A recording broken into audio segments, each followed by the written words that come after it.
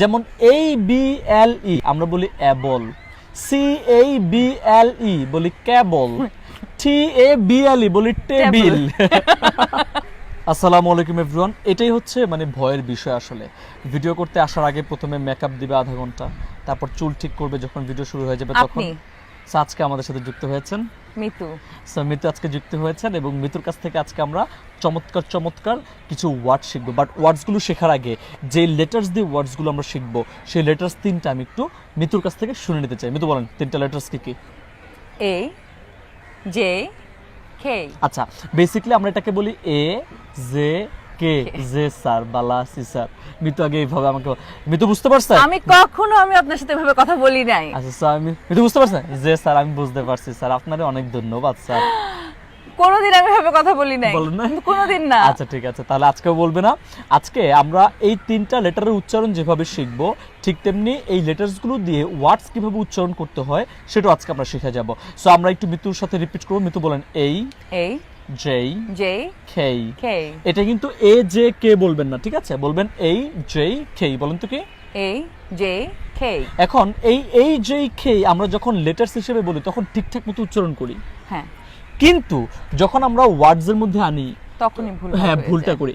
যেমন ABLE আমরা বলি অ্যাবল, CABLE বলি ক্যাবল, TABLE বলি টেবিল। ভয়ানক না জিনিসটা?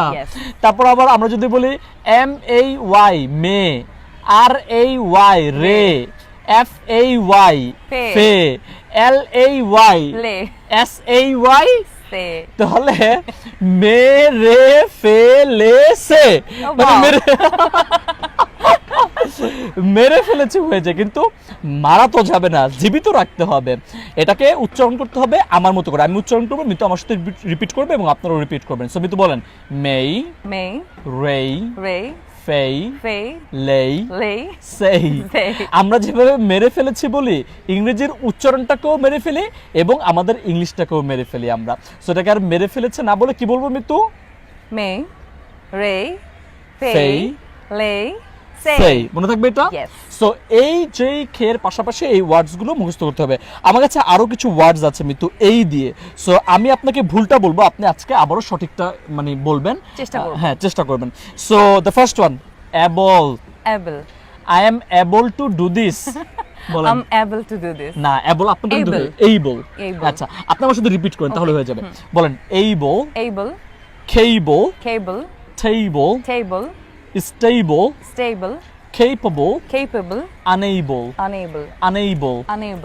I am able you are unable we are capable this is a table stable you will make a sentence with stable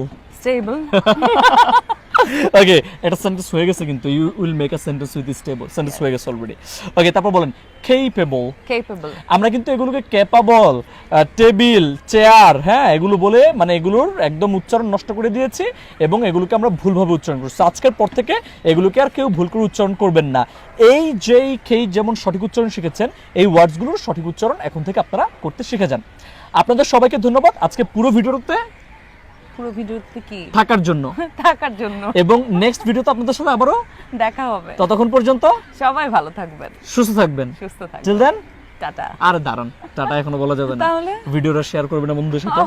R share না করলে কি করব? ভিডিও সবার মনে হয় সৌরজগতে পাঠাবেন, না হলে তো নাকশা ফাটাবো। হ্যাঁ, তো সবাই খুব দ্রুতই মানে চমৎকার ভিডিওটা শেয়ার করে দিন। যে ওয়ার্ডসগুলো শিখেছেন সেই ওয়ার্ডসগুলো কমেন্ট সেকশনে লিখে ফেলবেন, তাহলে আর কখনোই ভুল হবে না। টিল দেন আসসালামু আলাইকুম। বাই বাই বলেন। Bye bye. Tata. Ciao. Cheerio.